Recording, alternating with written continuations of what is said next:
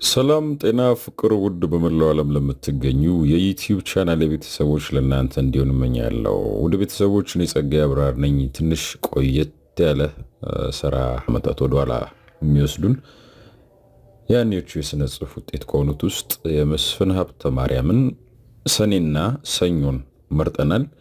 በያላችሁበት መልካም ጊዜ እመኝላችኋለሁ። ውድ ቤተሰቦች የተመጠነ ርዝመት ያለው ስራ እንዲሁም ክላሲክ ከበፊቶቹ ለምትወዱ ጥሩ አይነት ወይም ካታጎሪ እንደሚሆንላችሁ አምናለሁ። እንደተለመደው ቪዲዮውን ስከፍቱት ውድ ቤተሰቦች ላይክ አድርጋችሁ ጀምሮ ያጀግናል፣ ያበረታታል። ሀሳብ አስተያየት እጅግ የሚበረታታ ነው። በተለይ ጨርሳችሁ የታደማችሁ ወደ ኮሜንት ሳጥን ሄዶ ሀሳብ አስተያየት ማስፈር፣ ሀሳብ አስተያየቶችን ማየት እጅግ የሚበረታታ ነው። በተረፈ በያላችሁበት መልካም ጊዜ እመኛለሁ። ሰኔና ሰኞ እነሆ።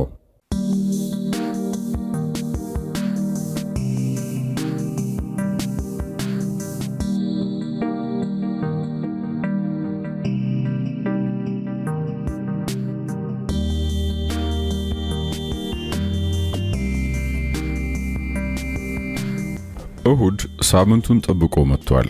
ሁሉም ነገር ጭር ብሏል። ከመንግስት መኪኖችና ታክሲዎች በስተቀር እንደሌላው ቀን የሰውም ሆነ የተሽከርካሪ ውርውርታ አይታይም። አልፎ አልፎ አንዳንድ አውቶቡሶች ዳገቱን ይወጣሉ፣ ይወርዳሉ። ኪዮስኮች፣ የግል ድርጅቶች ተዘግተዋል። የመንገድ ዳር ተንቀሳቃሽ ሱቆች በየአይነቱ ሸራም ላስቲክም ለብሰዋል። ሁኔታውን ጠቅለል አድርገው ሲያስቡት አብዛኛው የአዲስ አበባ ሕዝብ አንድ ትርኢት ለማየት ከተማዋን ለቆ የወጣ ይመስላል። ሰዓቱ 9 ነው። ወራቱ ግንቦት። ሰማዩ ምንም ደመና አይታይበትም። ብቻ ፀሐይዋ የተሳይቱን ንዳድ በረጓ አየር ላይ ታወርደዋለች። ቃጠሎ ግንባር ሊተረትር ትንሽ ይቀረዋል። በወበቁ ላይ አይን እያጥበረበረ የሚወረወረው ነጸብራቅ ጫን እምቅ ከሚያደርገው ለብ ያለ ንፋስ ጋር አንዳች ከበድ የሚል ስሜት ይፈጥራል። ታደሰ በላቸው መርካቶ ሀብተ ጊዮርጊስ ድልድይ አካባቢ ለምለም ቡና ቤት ቁጭ ብሎ ውጭውን ያማተራል። ሰዓቱን እየተመለከተ ቀጠሮውን ይጠባበቃል። ፊቱ ከተቀመጠው ኮካኮላ ተጎነጨለት። ገና ሲቀምሰው ጣዕም አጣበት። ስኳር አለው። ሰዓቱን ደግሞ አይቶ ዙሪያውን ይቃኝ ጀመር። ቢያንስ 6 ሴቶች ቡና ቤቷ ውስጥ ወዲያ ወዲህ ይላሉ። ካሸራዋ ሹራብ ትሰራለች። ሌሎቹ አንዴ ውጭውን አንዴ ጠጪውን ይመለከታሉ። ከስራ ይልቅ ጊዜ ለማሳለፍ የተዘጋጁ ይመስላሉ አልና አሰበ። አስተያየቱ በስራ ፈትነት የመጣ መሆኑ ትዝ አለውና ዊንስተን ሲጃራ ለኩሶ ወጪውም አይቀጠለ። መንገድ ላይ ጥቂት ሰዎች ውር ከማለታቸው በስተቀር የወትሮ የመርካቶ ትርምስምስ አይታይም። ትንንሽ ልጆች ኳስ እየተቀባበሉ ይሯሯጣሉ። ከዛም ሌላ ታክሲ ነው የሚያልፈው።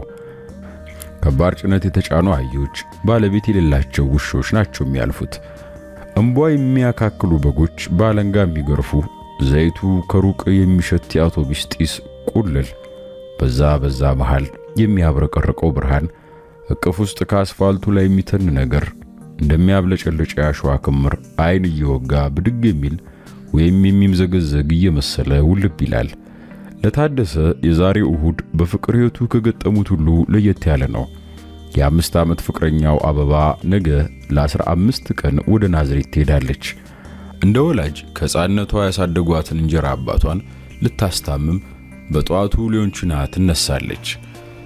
ስለዚህ ከሷ ጋር የመሰነባበቻ ውሎ ያሳልፋል እና ዛሬ በላዩ ላይ ያጠላበትን የመለየት ዕዳ እንደምንም በወዱ እያባበለ በቆራጥነት ሊወጣ ሲዘጋጅ የመጀመሪያ ጊዜው ነው። ካሁን በፊት እንዴት የተጨነቀበት ጊዜ የለም። እንደ ዛሬው እሁድ ለየት ያለ እሁድ። ታደሰና አበበ በሕጋዊ መንገድ ባይተጫጩም ለጋብቻ ተማምነው ቃል ከተለዋወጡ 1 ዓመት ሆኗቸዋል። እስካሁን የሚያዘገዩት በአንዳንድ ጉዳዮች አለመሟላት ነው። ሆኖም ከሚቀጥለው ዓመት ላይ ያሳልፉት ወስነዋል። አበባ እዚህ ቀራት የማይሏት ውብ ናት። ዘለግ ባለ ቁመቷ ላይ ደልዳላ ሰውነቷ ማንንም ይማርካል። ደቦልቦል የሚለው ጡትና ዳሌዋ ከረጅም ሽንጧ ጋር የደርባባነት አቋም ሰጥቷታል። ቀይዳማ ናት። ፊቷ ረጅም፣ አፍንጫዋ ሰልከክ ያለ፣ አይኗ ተለቅለቅ በማለት ብቻ ያበቃም። ጠቅ ብሎ ሲያርፍ የሚስብ ነገር አለው። ሰላ ጠበብ ያለው ከንፈሯ ቅርጹን ይዞ ከሚወርደው አገጯ ጋር ሚዛኑን ጠብቆ ተሰርቷል። ጥርሶቿ በለዝ ያሉ ቢሆኑም አተካከላቸው ረድፉን ይዞ የሚሄድ አይነት ነው። ፈገግ በምትልም ጊዜ ከዓይኖቿ የሚወረወረው ጨረርና የጉንጮቿ ደም ግባት የጥርሷን ቦታ ይሸፍኑላታል። አበባ ከመድኃኔዓለም ትምህርት ቤት ከ10ኛ ክፍል ካቋረጠች ቆይታለች።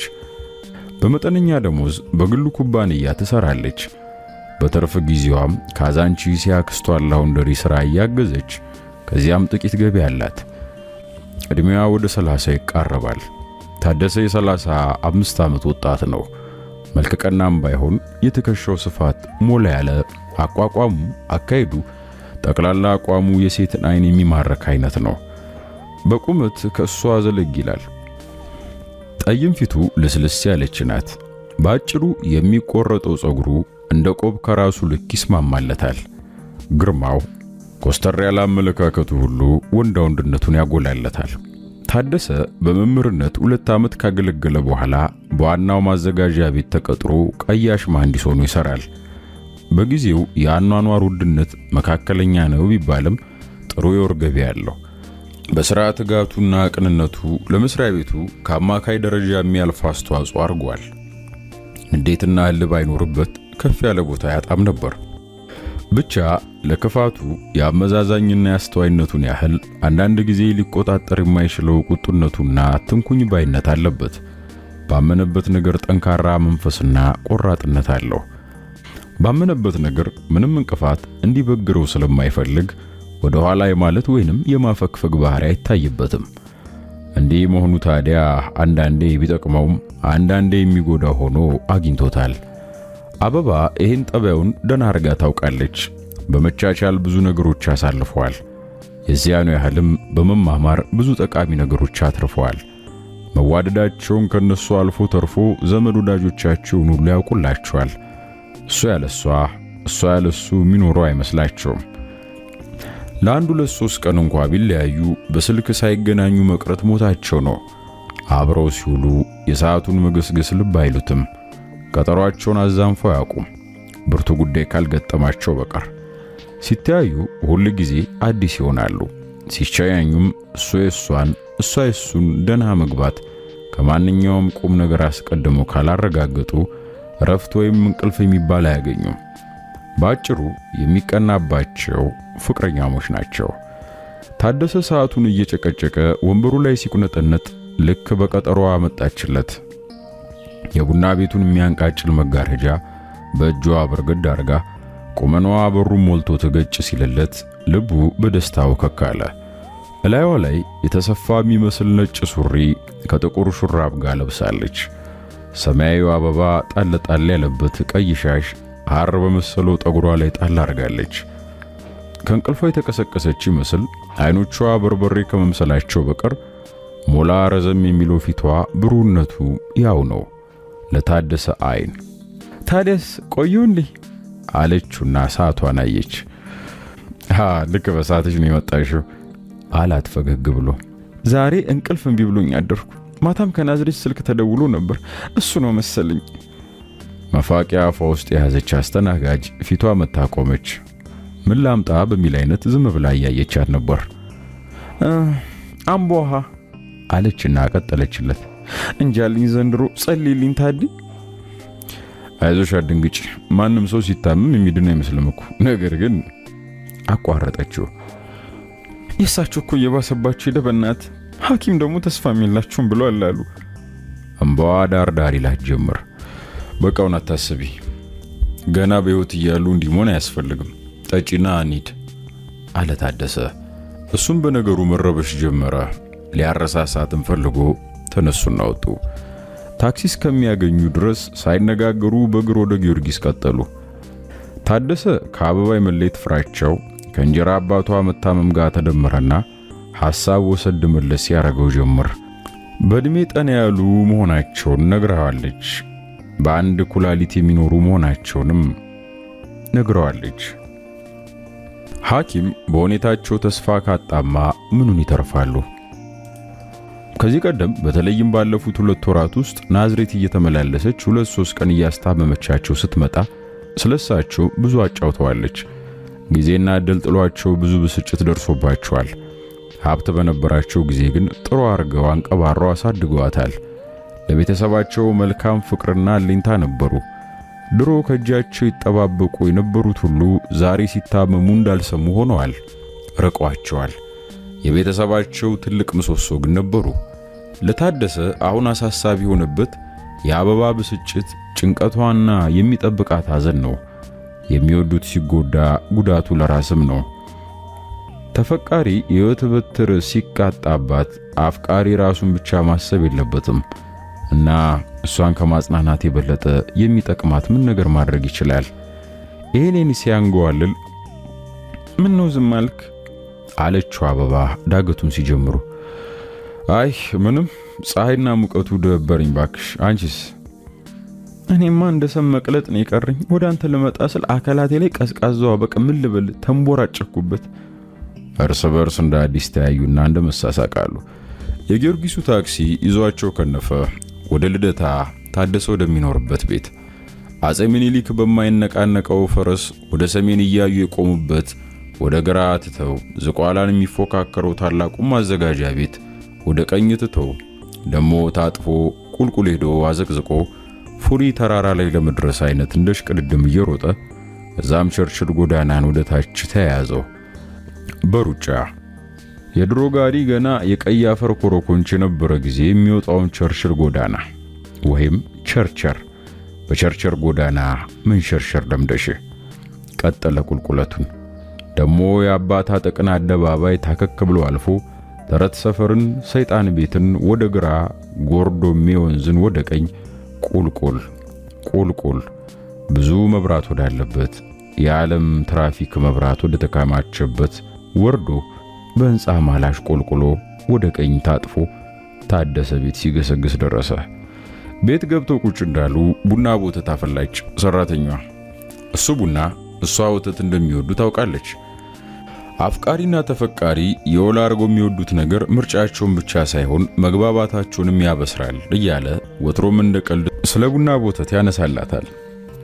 ከመጠጥም ቢሆን ቀያይጠው መጠጣት ነው የሚወዱት። ምግብና መጠጥ ደስ የሚሉ ሲቀያየጥ ነው ትላለች እሷም የምርጫ ጉዳይ ሲመጣ። ታደሰ አበባን ለማበረታታት ብዙ ቃላት መተውለት ነበር። ይሁን እንጂ አፉ ላይ እንደተንጠለጠለ ለጊዜው ረሳቸውና ትኩረቱን ወደ ፍቅረኛው ውበት አደረገ። ዛሬ ምን አግኝተሽ ነው እንዲያማርሽው ወይ አላት ጉንጮቿ እንደበስ እያረገ። አንተን ሳይ ሁሌም ሰውነቴ ይፈካልኩ። ትክ ብሎ ሲታዩ አንዳች የሚወር ነገር ተሰማቸው። ገና ትንፋሻቸው ሳይጋጭ እንደ ማግኔት የሚያሳስብ ኃይል በውስጣቸው ተሰራጨ። አቀፋት። የሳም አልጋው ላይ ጋደም አደረጋት። ደጋግሞ ሳማት። ደጋግማ ሳመችው። አፉን ካፏ ላይ መንቀላቃተው። እሷም ረጅም ክንዱን አንገቱ ላይ ጠምጥማ በሮ የሚጠፋባት ይመስል ደረቷ ላይ አጥብቃ ያዘችው። ታደሰ ሁለመናው ብርክ እንደያዘ ሰው ተንቀጠቀጠበት። በተለይ እንደ ወትሮ አነጋገሯ ታዲ ያላንተ እኮ መኖር አልችልም ስትለው የሚመልስላት ቋንቋ ጠፋበት። በዝምታ ያያት በእጁ እንቅስቃሴ አንዴ ጸጉሯን አንዴ ጡቷን እያሻሸ በስሜቱ ተግባባት።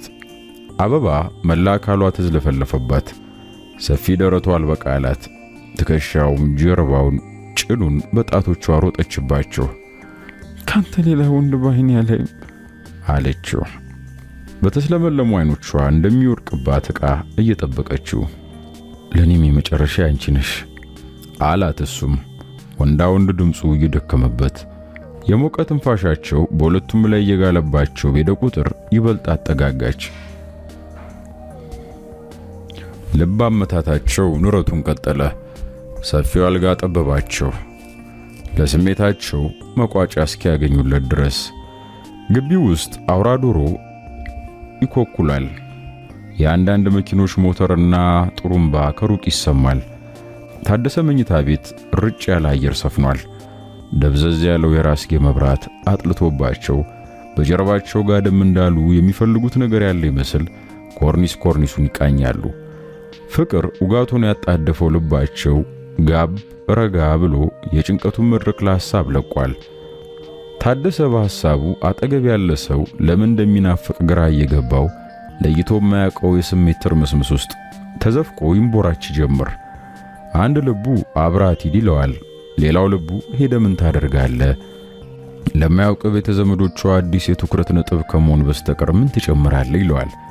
ባይሆን እዚህ ሆኖ ጉዳዩን በስልክ መከታተል ይሻላል የሚለው ሐሳብ ደግሞ ተመላልሶ በህሊናው ደጃፍ ተደቀነበት። ለማናቸውም ግን ልቧ እንዲበረታ የተሻለው መናገርም ማድረግም እንዳለበት ተሰማው። ስለ ሁኔታው ምን እንደምታስብ መረዳት ፈለገ። እና ነገ መሄድሽ ነው አላት ለስለስ ባለ ድምፅ። ቦዘዝ ያለ አይኗን ከጣራው ላይ ሳትነቅል በግንባር ንቅናቄዋ አዎ ስትል መለሰችለት። እኔ እንኳን አብሬሽ ለመሄድ አስቤ ነበር፣ ነገር ግን ብሎ ሲጀምር አቋረጠችው። ምን ቦጣ አንተ? እኔ እንደፈረደብኝ ስቃያቸውን አያየሁ ልሰቃይ እንጂ። ዞር ብላ ጉንጩ እንዳበሰች አይ እሱ እንኳን ምን ችግር አለው፣ ብቻ ያው እነሱ ስለማያውቁኝ ትንሽ እኮ አያውቁም። ደግሞ እናጉቲን ታውቀዋል፣ የማያገባውን ዝም ብሎ ለሰው አቃቂር ማውጣት ይወዳል። እስቲ ታመመ መጠየቅ እንዴት አስገራሚ ነገር ሊሆን ይችላል። እሱ ግን ቢያይ አረ በለው። እኔማ ለምን አባቱ ብዬ ተከተየሽ ለመምጣት አስቤያለሁ። ልሂድ እንዴ ታዲያ አብሬሽ?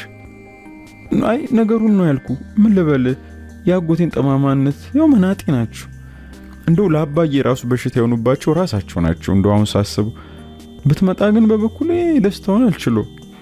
ይገባኛል መሻጧቸው ብለሽ ነው ብቻሽን አይኔ እያየ ከምትሄጂ ብዬ ነው እኔማ። አይ እኔ ምን ሆናለሁ ብለን ነው፣ ድካሚ ከንቱ አይቀር እንጂ ገና ብዙ ማስታመሚ መች ይቀራል ብለን ነው። ዋናው ነገር ውጤቱ ይሳካልሽ በልኝ። አይዞሽ ምንም አይሆንም አታስቢ። እንዳፊ ያርግልኛል። ስልክ ማድረጉን ግን እንዳትረሳ። አራት ተጠራጠሪ። እሱን የት ነው የምታርፊው ለመሆኑ? አላት ታደሰ። የሜዷ ነገር እንደ አዲስ ታስቦት። ምን ቸገረ? መጀመሪያ እኔ ደውልና እነግርሃለሁ። እስክመጣ ድረስ ግን ታውቅ የለም ምንም ነገር እንደማያመልጠኝ ያው ነግሬያለሁ። አበባ በደንብ እንደሚያስረዳ ሰው አተኩራ ተመለከተችው። እሱ ግድ የለሽም አንቺም በደህና ተመለሽና።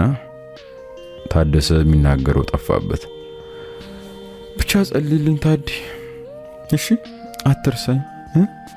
ጉያው ውስጥ ገብታ በሚንከባለሉ አይኖቿ አስተዋለችው። ዋናው ነገር አንቺ አትበሳጭ አላት ሕፃን እንደሚያባብል አይነት።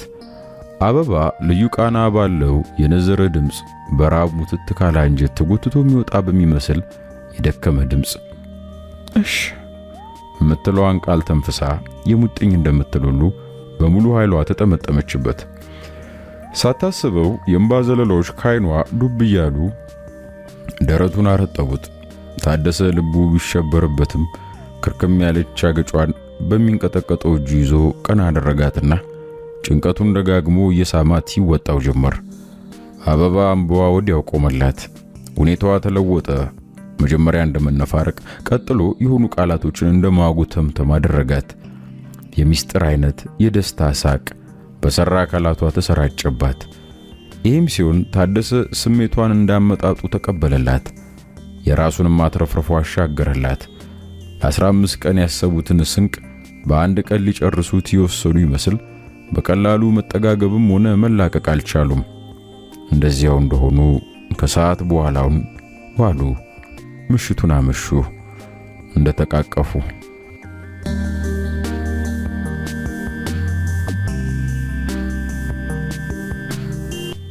ሰኞ የእሁድ ተከታይ እንደመሆኑ ልክ የሱን ፈር ይዞ ይነጋ ይመስላል። የጧቱ አየር ገና ከ3 ሰዓት ጀምሮ ትንሽ ንፋስ የተቀላቀለበት ሞቃትነት ይታይበታል። ከልደታ ባሻገር ሆስፒታሉን አልፎ የድሮ አውሮፕላን ማረፊያው ዙሪያውን ያጥለቀለቀው የባህር ዛፍ ጫካ ቀረብ ብሎ ቢታየውን ወጨጫ ተራራ እንደ መሰላል ጫፍ ድረስ ሊወጣው ትንሽ ቀርቶታል። ወጨጫ ላይ ረክቶ ያደረው ጉም በፀሐይዋ እየተባረረ በመነሳት ላይ ነው። ተረተሩ ሳይቀር ከሩቅ ቁልጭ ብሎ ይታያል። ታደሰ በአመት ፈቃድ ምክንያት ተኝቶ አርፍዶ 4 ሰዓት ላይ ተነሳና ቁርሱን በልቶ ወደ ምዕራብ ፊቷን የመለሰችውን መስኮት ከፍቶ ቁልቁል ተመለከተ። ቤቱ ከፍ ያለ ቦታ ላይ ስለሆነ አውሮፕላን ሲነሳና ሲያርፍ ሁሉ ትዕይንቱ ወለል ብሎ ይመጣል። ወጨጫ አዲስ አበባን እንደ ብርድ ልብስ ሊጠቀልላት የተዘጋጀ ይመስል የሰማዩን ግማሽ ይዞታል። ከለምነት ወደ ግራጫነት ያዘነበሉት ትናንሽ መስኮቶች አለፍ አለፍ እያሉ ከስሩ ተንጣለዋል። እጅብ ያለው የባህር ዛፍ ደን ቆንጆ ቆንጆ ቢላዎችን ውጧቸው የፀሐይዋን ሙቀት ለራሱ ይመገምጋል። ከወጨጫ በስተቀኝ ጉች ጉች ያሉት ትናንሽ ጋራና ኮረብቶች በእጽዋት ጥቅጥቅ ብሎ ሲታዩ ማለፊያም ያለባቸው አይመስሉም። ግራውን ደግሞ ጭው ያለው ሜዳ አልፎ ላመል የሚታየው የተራራ ሰንሰለት ከሰማዩ ቀለም ሊፎካከር ምንም አልቀረውም። ታደሰ የአበባን ጉዞ በጣልቃ ገረፍ እያደረገ በሐሳቡ ሲያቆይና ለመውጣት ጸጉሩን ሲያበጣጥር ቤቱን ያከራዩት ሰውዬ ልጅ ሲልክ ይፈልግሃል ብሎ ጠራው። ሶስና መሆን አለባት አለና ገመተ። አልተሳሳተም። ሄሎ ታዲ፣ ተኝተ ነበር እንዴ? ጥድፍ በሚለው አነጋገሯ ገና ስልኩን አንስቶ ሃሎ ከማለቱ አፋጠጠችው። አይ መነሳት እንኳን ተነስቻለሁ፣ ደህና ነሽ ለመሆኑ አላት። ምን እንደሚላት ለጊዜው ጠፍቶበት። ደህና መሆኔን እንደጠየከኝ ነው? ደውለህ እንደጠየከኝ ምን ተባብለን ነበር አንተ? ትናንት እሁድ፣ ከትናንት ወዲያ ቅዳሜ፣ ደግሞ ከዛ ወዲያ እንዴ? ቆይ እንጂ በቀደም ነግሬሽ አልነበረም እንዴ? ምንም አልነገርከኝም። አባባ ይሙት፣ እኔ ለራሴ 2 ቀን ሙሉ ከቤትም ሳልወጣ ቁጭ ብዬ ስልክን ስጠብቅ። ስልኬን ነዋ፣ እኔን አልነበረም የምትጠብቂው ማለት ነው። ይኸው ለስልኩ ደግሞ ዛሬ ተገናኘን። ስሚ ሶሲ። ምንም አልሰማም። የጣቴን ጥፈት ታክል እንኳን አልሰማም። ታዲሙት አበዛው። አሁንስ አድምጪኝ እንጂ እንዴ ሶሲ፣ ስሚኝ እንጂ አለ በቃ አላዳምጥም። ደግሞ ሶሲ አትበለኝ፣ ሌላ ጊዜ የምታስታውሰኝ ይመስል። አይ እንግዲህ አታብዡ። ምሳ አብረን ነው የምንበላው። የት ላግኝሽ? እኔ ሁለቱንም ቀን ስንት ጉዳይ ነበረኝ። የቆጨኝ ስጠብቅ መዋሊ፣ ሲስተሮች ሁሉ ጥሎኝ ሲሄዱ፣ እኔ ግን ብቻዬን። ሰማው እኮ አሁን 7 ላይ ሼሉ ጋር እንገናኝ። ለጋር ልክ በ7 በዚህ ሰዓት እንኳን አይመቸኝም። ብቻ ሞክራለሽ። አይ መምጣት ነው። ምንድነው መሞከር ማለት? በቃ ጠብቅሻለሁ።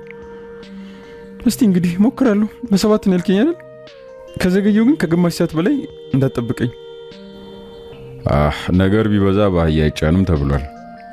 ምን መሰለ፣ አንድ ዘመዳችን ከድሬዳዋ ይመጣል ብለዋል። እሱ ከመጣ ማለት ነው። ካልመጣ ችግር የለው። የሶስናን ጠባይ ስለሚያውቅ በቀጠሮ አልተጨነቀም። የሴትነት ጣጧን ለማሟላት ያህል ወትሮም አውቃ ለአፏ ያህል ገደርደር ትላለች። ሆኖም በብዙ ሴቶች አይን ሶስና በዚህ ረገድ ችኳ አይደለችም። አፋራሙ ወንድ ቢያጋጥማት እንኳ እንደሷ አባባል መግደርደር አብዝታ በፍቅር ቁማር ተሸንፋ ባዷንም ትገባ አይደለችም። ከሰው ጠባይ ጋር እንደ ጊዜው ለመራመድ ብትፈልግም ለመሰላት ነገር በይሉንታና በማስመሰል ታስራ መቀመጥ አትወድም። ከፍቅር መስመር መጀመሪያ ብትጣመም የ15 ደቂቃ ቆይታ ወዲያው አቃንቶ ግልጽ ያደርጋታል። ታደሰ ስልኩን ዘጋና ሴቶቻችን መቼውን ግልጽ የሚሆኑት እያለ ለራሱ ያጎመጎመ ልብሱን ለባብሶ ወጣ። እስከ 7 ሰዓት ድረስ ወዲያ ሲል ቆይቶ በቀጠሯቸው ተገናኙ። ሶስና በስልክ የጀማመረችው ቀላል ንጭንጭ 1-2 ከደጋገመችው በኋላ ረሳችሁ። በቁመቷ መጠን አጠር ያለ ቀይ ስስ ጉርድ ለብሳለች። አጎጠጎጤዋን ወጥር የሚያደርገው ስስ ማላበሻ ከአጭር አንገቷ ወረድ ብሎ ተንቧካ ደረቷን ወለል አድርጎታል። ወዲያው እንደተገናኙ ቦርሳዋን በአጭር እጇ ጉያዋ ስር እንደያዘች ነቃ ቀልጠፍ ባለ አረማመድ ታደሰ ክንድ ላይ ሻጥ ብላ ፍልቅልቅ እያለች ስታዲየም አካባቢ እስኪደርሱ ድረስ በጨዋታም በሳቀም ልረፍ ሳትል ተያይዘው ሄዱ። ምሳ ከበሉ በኋላ ወደ ጓደኛው ደመላሽ ቤት የአስመራ መንገድ ታክሲ ተሳፍረው ሄዱ። ሶስና እድሜዋ ከአያ ጥቂት በለጥ የሚል አጠር ድንቡሽቡሽ ያለች የፉንጋ ቆንጆ ናት። በክብ ፊቷ ላይ ጠይም ጸዳሏ ቀለሙ ወደ ደማቅ ከፋ ያዘነብላል። ትናንሽ አይኖቿ ውሃቸው እንደ ንጹህ መስታወት ያንጸባርቃሉ። ሽፋሽፍቷ የተፈጥሮ ኩል ይነካካ ይመስላል። ደማቅ ሽፋሏ ግንባሯ ድረስ ከሚመጣው ሉጫ ጸጉሯ ጋር ተመጣጣኝ ግብብ አለው። ጥርሷ ከወተት አረፋ ሊፎካከር ይቃጠዋል። የከንፈሯ ቅርጽ የተለየ ስለሆነ ከሚያስጎመጀው ባቷና ተረከዟ ቀድሞ ለእይታ የሚጋብዝ የውበት ጌጧ እሱ ነው። ሶስና ከሁሉ በላይ እንደ መሳቅ ቀርቶ ገና ፈገግ ስትል እቀፋት የሚያሰኝ ለመግለጽ የሚያስቸግር የእንስትነት መስህብ አላት። ታዲያ ሁሉ ተረስቶ እንዳፍዛ ድንግዝ ልብ ስለሚሰርቅ በቦታ የተፈጠረው አይመስለው።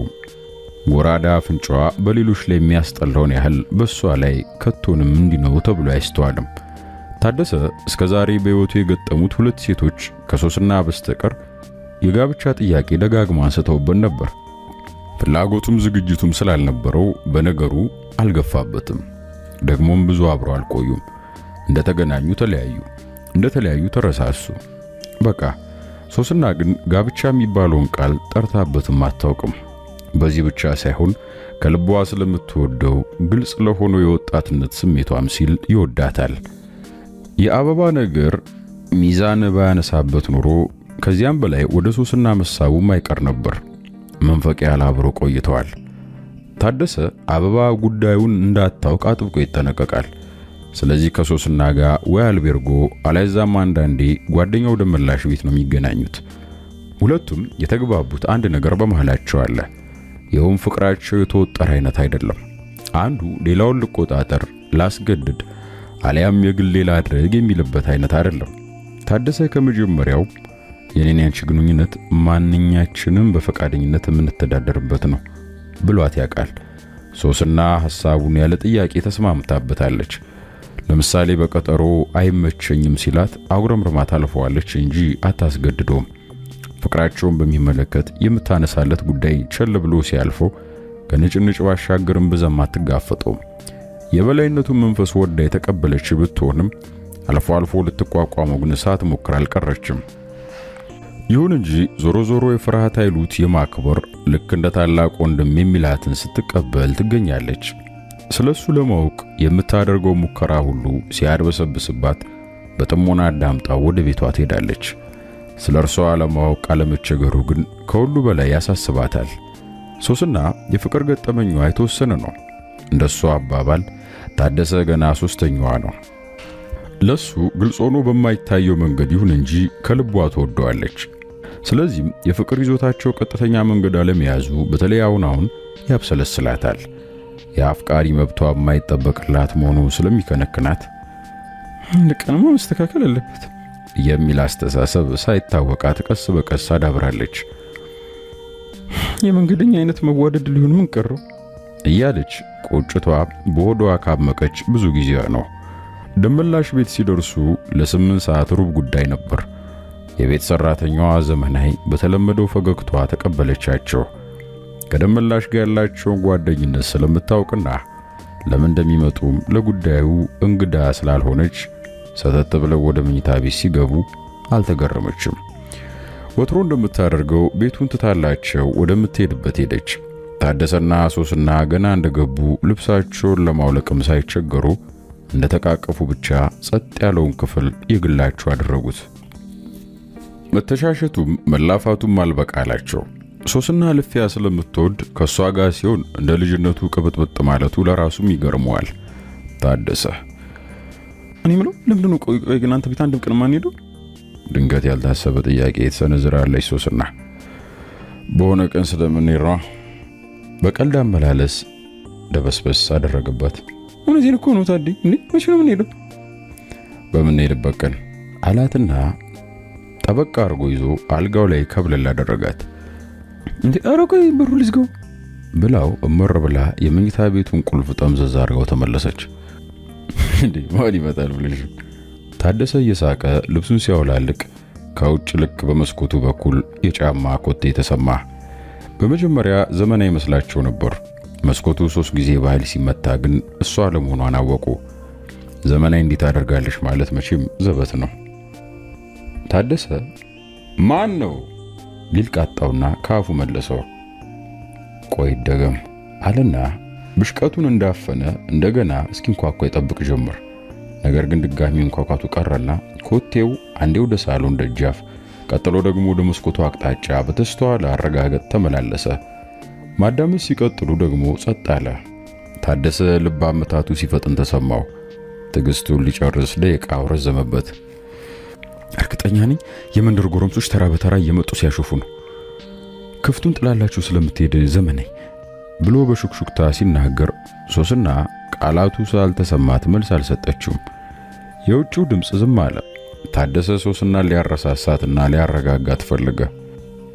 እንዲያውም ተሳስቼ ነው ባክሽ፣ የትልቅ ውሻ ኮቴ ሲሆን አይቀርም፣ እኛ ምን አገባን አላትና ልብሱን ከምኔው እንዳወለቀ ሳይታወቀው የጨርቅ ክምር ወደ ወንበሩ አቅጣጫ ወርውሮ በረዥሙ ተነፈሰ።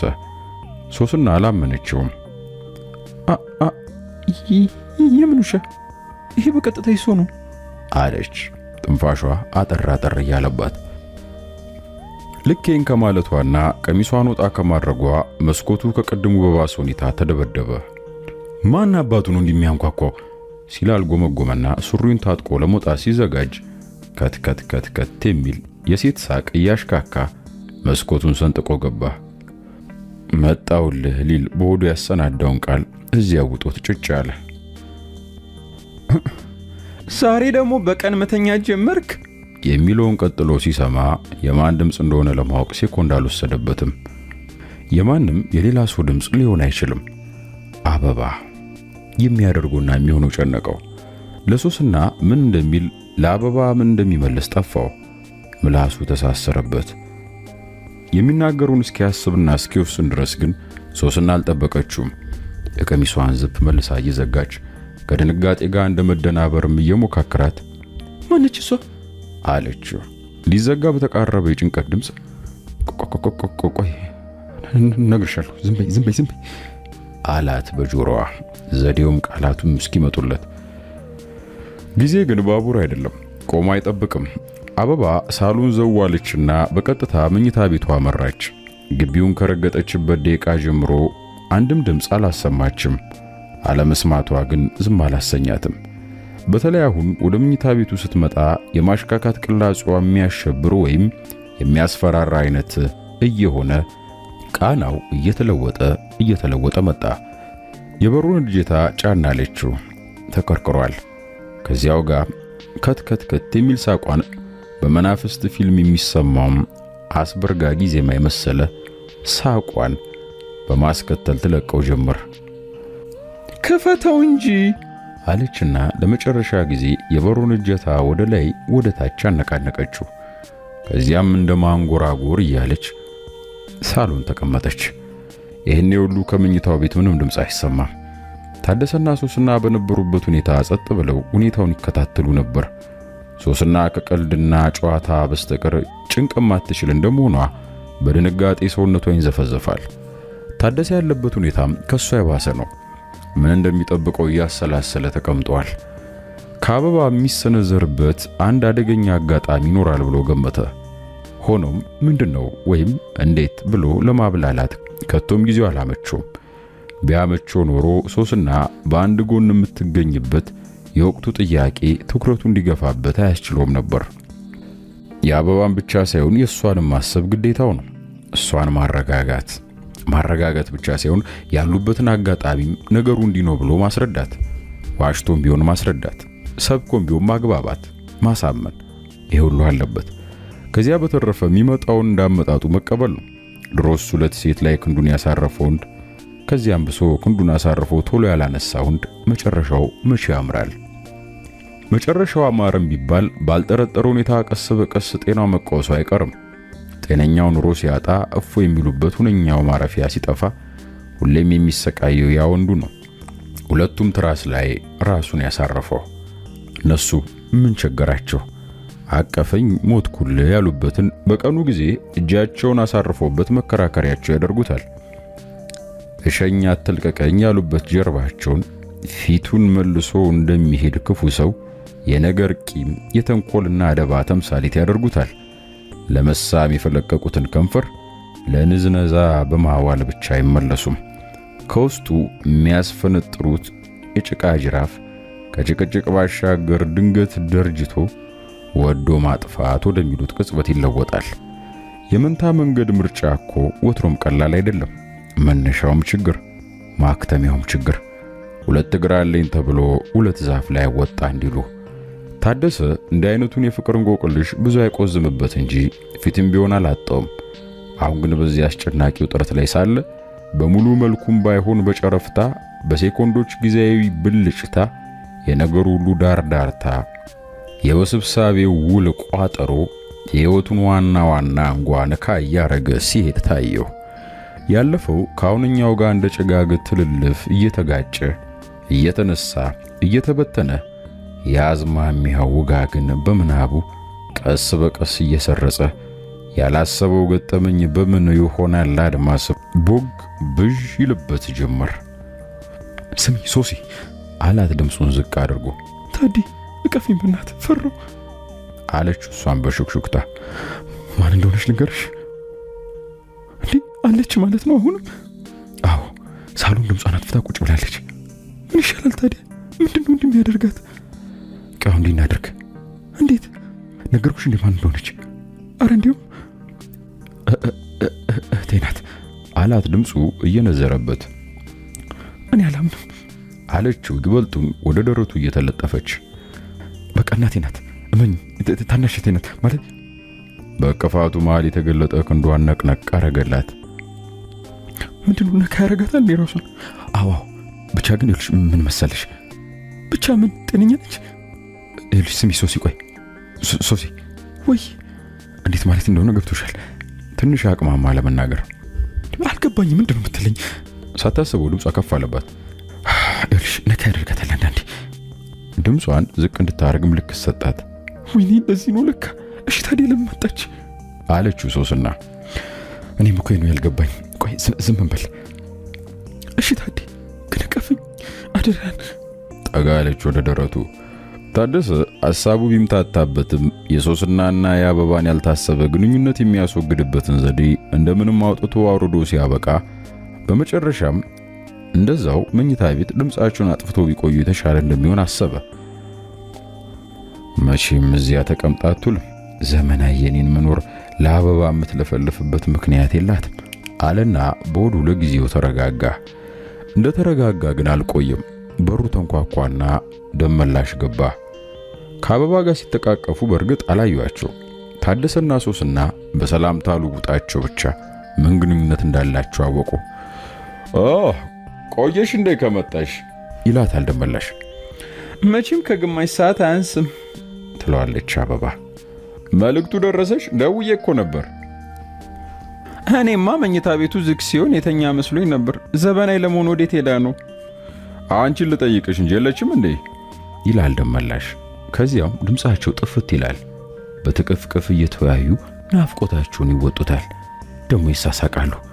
ቀጥሎ ደሞ ወደ ማልጎንጎም ላመል ሲነጋገሩ ይሰማል። እኔ እኮ አሁን ልደውል ነበር። ምን ሆነ ነው ግን ትለዋለች። ሌሎች እንግዶች ያሉ እኮ መኝታ ቤት። እነማን ናቸው ደግሞ? ቆይ ታያቸዋለሽ። ታደሰ ከአልጋው ላይ በጀርባው እንደተንጋለለ ቁና እየተነፈሰ ያዳምጣል። ናዝሬት ሄጃለሁ አላለችኝም እንዴ? እኔ አላምንም፣ በጭራሽ አላምንም የሚል የራሱ ድምጽ ከራሱ ልብ ከሩቅ የሚወጣ እየመሰለው ተሰማው። በመጥፎ ህልም ማለት ሲሮጥ ወይም ገደል ውስጥ ሲወረወር እንደነቃ ሁሉ ከው ብሎ ደንግጦ የሚይዘውና የሚጨብጠው ጠፍቶበት ጨለማው ላይ አይኑን ጎልጉሎ ለመግለጽ በሚያስቸግር ውስጣዊ ዝምታ በድን ሆኗል። ልሳኑ የተያዘ ይመስል ምራቁ ካፉ ጠፍቶ በምትኩ ሰውነቱ በላብ ሰጥሟል። ይሄ ነው ብሎ የማይገልጸው ልዩ ግፊት እየተናነቀ ልውጣ ሲለው የሚያደርገው ጭንቆት ዝም ብሎ በተቆራረጠ ትንፋሽ የገዛ ልሁን ይታገለው ጀመር። ታደሰና ደመላሽ ትውቃቸው ገና በትንሽነት የተጀመረ ነው።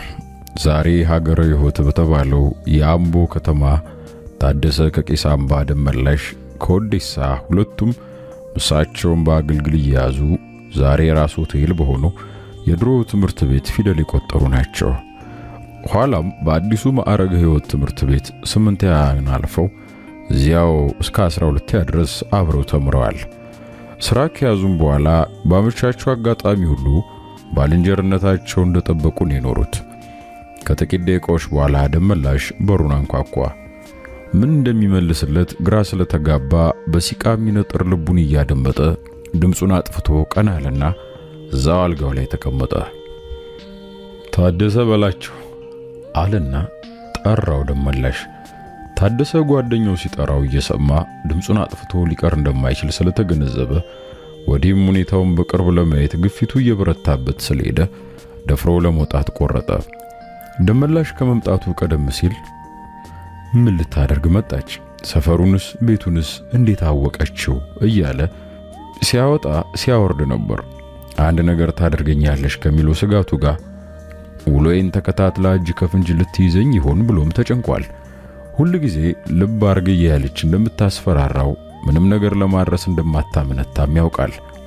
ከራሷ አልፋ ተርፋ በሰው በተዘዋዋሪ ቁጥጥር ታደርግበታለች። ምንም ይሁን ምንም ግን ከጉለሌ ሾላ ድረስ እንዴት ዘልቃ ትመጣለች? ያገዛትና የጠቆማት ሰው አለ ማለት ነው። እንደዛ እስከሆነ ለምን እያለ ሲያስብ ነበር። ደመላሽ ሲመጣ ያየው ሁኔታ ግን ወዲያው አስበረገገው። 5 ዓመት ሙሉ ሲያብብ የቆየው ፍቅራቸው ፍሬው ገና ሳይጎመራ ባለበት ሲጠወልግና ሲከስም የታየው ያኔ ነው። ከኔ ሌላ ፍቅረኛ ሊኖራት ያውም አብሮ አደጌ ደመላሽ እዚሁ ራሱ ቤት በልበ ሙሉነት ተዝናንታ ልትገባ ደመላሽ ቤት እያለ ተብሰለሰለ። በሌላ በኩል ደግሞ አበባ ደመላሽን ለአማላጅነት ፈልገው ይሆን? ያስ ቢሆን በምን ጉዳይ? ደመላሽንስ እንዴት ልትተዋወቀው ትችላለች? አልና አሰበ።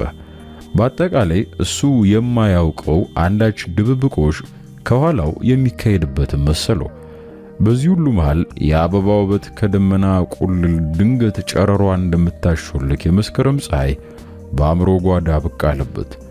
አበባ ሳሎን ውስጥ ረዥም ሽንጧ ሶፋው ላይ ረገብ እንዳለ ዳሌዋ ጎበብ ብሎ በቅርጹ ሲኮራ ወርቅማ ደረቷ ምዝዝ ካሉ አንገቷ ጋር እየተባበረ ለውኗ ቤት ተገልጦ ጉንጯ እንደ ጽጌረዳ ፈክቶ በአይነ ህሊናው አያት።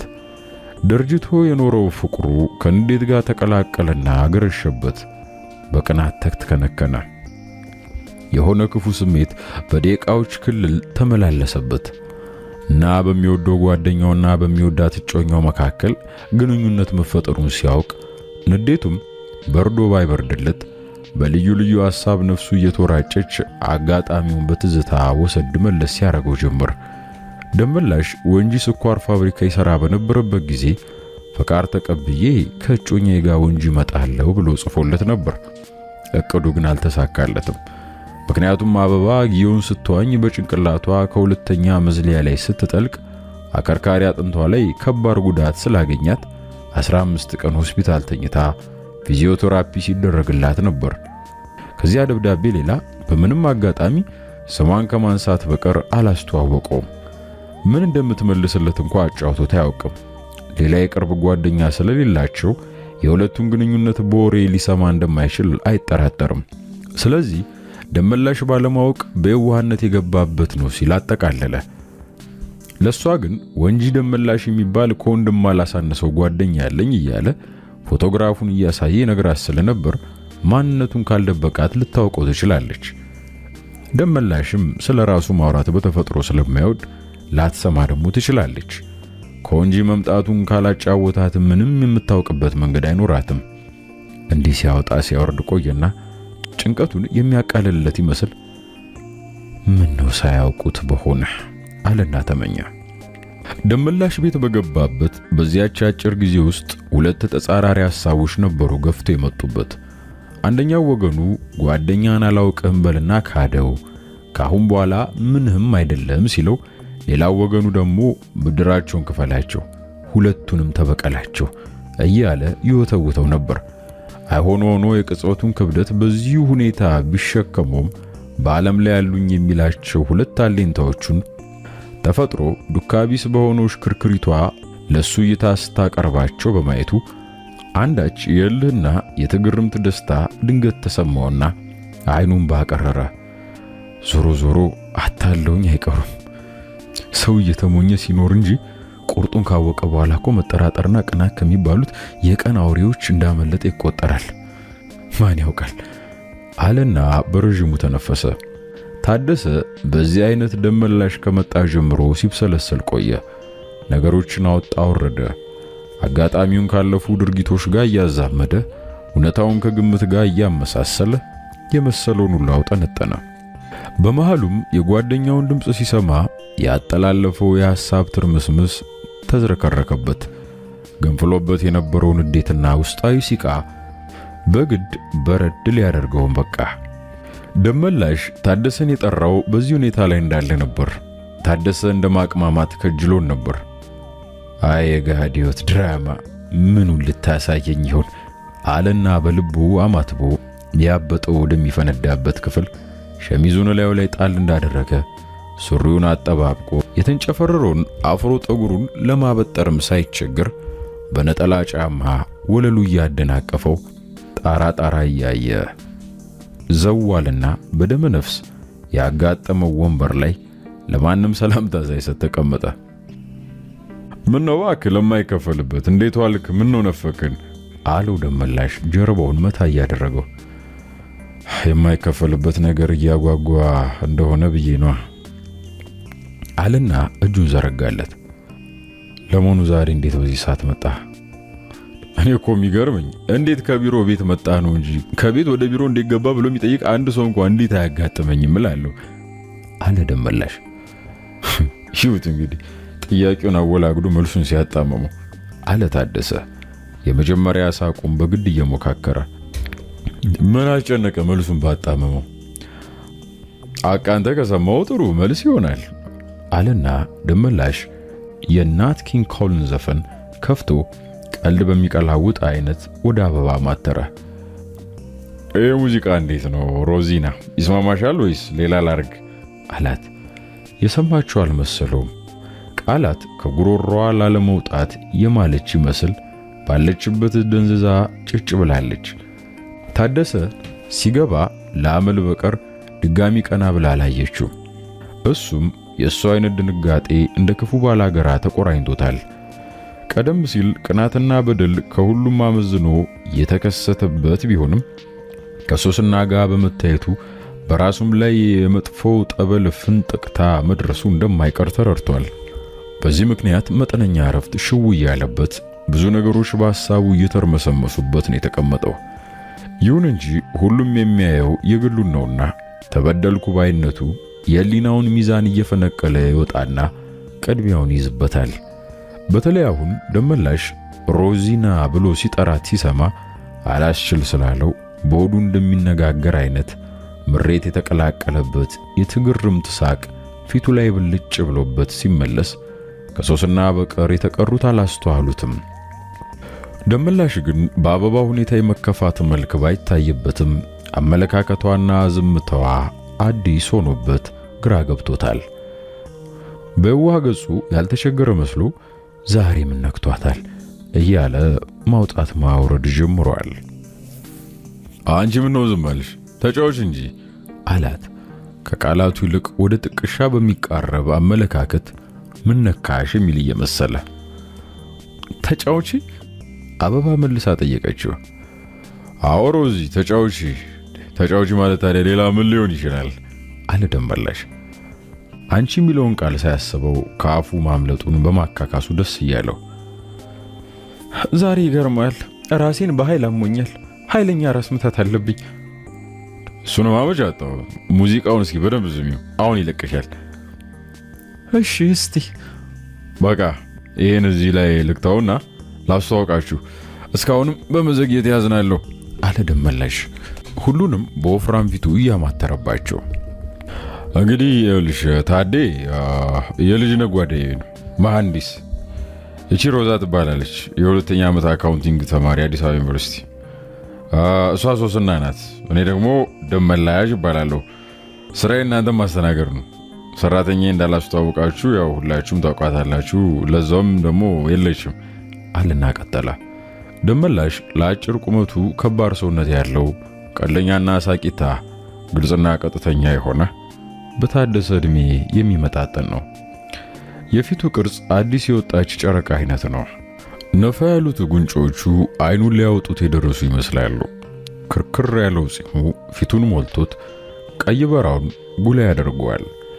ደመላሽ ከመልኩ አቀማመጥ ይልቅ ባካሄዱ፣ ባነጋገሩና ባሳሳቁ ከሰዎች ቶሎ የሚያስለይ ሁኔታ ይታይበታል። ሲራመድ ከብለል ያለ የሚመስለው ሰውነቱ፣ ሲያወራ ከቅልጥፍና ጋር የሚያስገመግመው ድምፁና ሲስቅ በልዩ እንቅስቃሴ የሚያጅበው ቦርጩ ግንባሩ ላይ ችፍ ከሚልበት ላብ ጋር አንድ በመሆን ቶሎ የሚለመድ ባህሪና ተግባቢነት ይሰጡታል። በትውውቁ ጊዜ ሶስና ቶሎ ብላ አንገቷን ወደ ጠረጴዛው ወረድ አረገችና መለሰችው፣ ለመስማቷ ማረጋገጫ ያህል።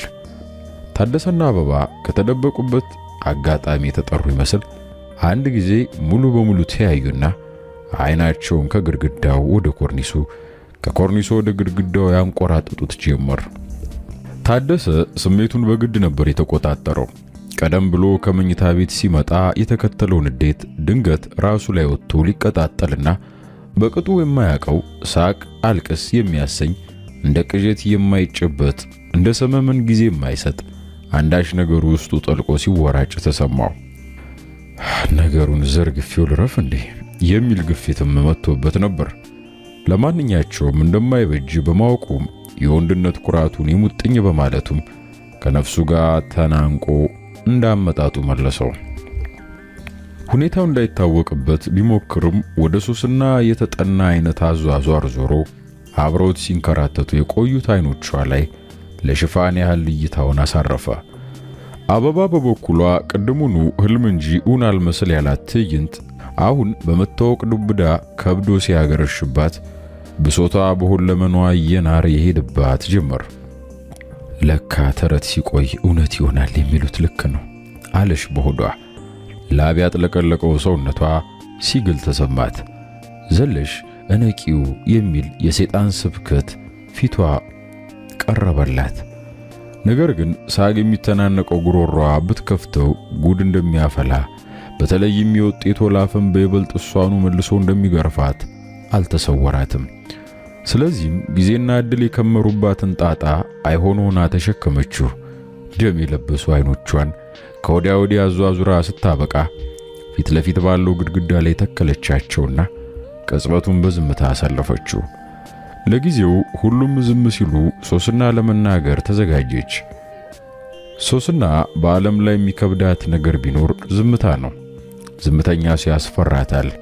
ዝምተኛ ተጋባዥ ወስፋቷን ይዘጋባታል። ዝምታ ለሷ ዓለምን በጥቁር መነጽር መመልከቻ መሳሪያ ብቻ ሳይሆን የክፉዎቹ የሚያኩራፊዎች አስቀያሚ ባህሪም ነው። ስለዚህ ዝም የሚል ነገር ሁሉ እንደሷ አነጋገር ይደብራታል። ሌላው ቀርቶ በተሳፈረችበት ታክሲ ውስጥ ድምጽ ሳትሰማ ረዘም ያለ መንገድ ከሄደች ትቁነጠነጣለች። ደርሳ እስክትወርድ ይጨንቃታል። እንደ እውነቱ ከሆነ ብዙ እንደማውራቷና እንደመለፍለፏ የምትሰለች አይደለችም። በእንቅልፍ ልቧ ሳይቀር አንድ አርዕስት የመደጋገም ልማድ በእርግጥ አለባት። ታዲያ እንደዚያም ሆኖ ስታወራ ጠበብ የሚሉ ከንፈሮቿን ጠመም አርጋ ቃላቶቿን በምላሷ እያጣጣመች አንዳንዴም ከረሜላ እንደሚመጠምጥ ሕፃን ያዝ ለቀቅ ከብለል ፈንጠር እያደረገች የራሷን የቃጭል አይነት ድምፅ ስትፈጥርላቸው ንግግሯ ይጣፍጥላታል። ዝምታ ሲያጋጥማት አጭር ክብ ፊቷ ቅጭም ይልባትና ወቅቱ እስኪያልፍላት በትካዜ ትዋጣለች። ወሬ ለመጀመር ግን አንዳች ዘዴ ማፈላለግ አያቅታትም። ለምሳሌ ክሊኒክ ቁጭ ብላ ተራ ብትጠብቅ አየሩ ርጭ ካለባት በመርፌ ሲወጋ የሚያለቅስ ሕፃንና የምታባብል እናት በጆሮዋ ማሰሱ አይቀርም። ያንን ካጣች ምን ነው መቼ ጀመሩት እያለች ፊታቸውን ኮሶ አስመስለው አጠገቧ የተቀመጡትን ህመምተኞች ጎትጉታ ማዋራት አለባት። አለዚያ ጭንቅ ይላታል። እስካሁን ሆነ ብላ ነው ታደሰ ስለ አበባ ያላት በሐሳቧ እየተመላለሰባት ነገር ታውጠነጥን ስለነበር ድምጿ ያልተሰማው። የሻለችውን ያህል ስታወጣ ስታወርድ ከቆየች በኋላ ግን ራሷ በራሷ ወሬ ለመጀመር ተቀሰቀሰች። ደመላሽ ከታደሰ ጋር አውርቶ የጨረሰውን ቀልድ ካለቀበት ቦታ አንስተሽ አምጪው የሚል ግፊት ድንገት ሽው አለባት። አንተ ደመላሽ ግን የዋን አንተ ደመላሽ ግን ዋናን አባቴ ሙት አለችው። ቆይ ብቻ እንደሚል ሰው አንገቷን ሰበቅ ጭንቅላቷን ከላይ ወደ ታች ወዝወዝ እያረገች ዋና ኮንኩማ ጥሩ ወሬ ነገርሽ ማለት ነው።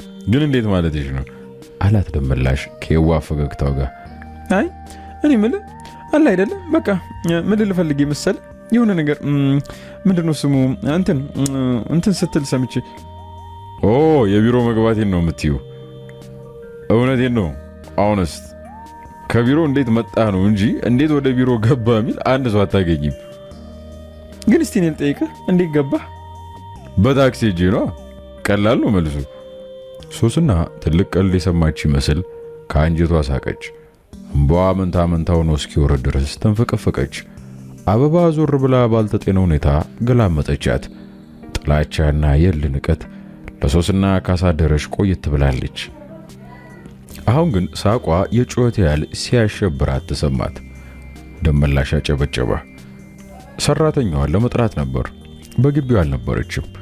ወደ እንግዶቹ ቀልቡን ሲያሰባስብ ባዷቸው መቀመጣቸው አግባብ አለመሆኑ ተሰማውና አበባን አይታደረጋት። አንቺ ነሽ ያስረሳሽኝ ለማለት የፈለገ ይመስል ከዚያም ተጫውቱ እንጂ ዘመኔ ጠፍታብኝ ነው እኮ እኔ እግሬ ወጣ ሲል እሷም ወጣ ነው ግራ የገባ ነገር አለና በረዥሙ ተነፈሰ።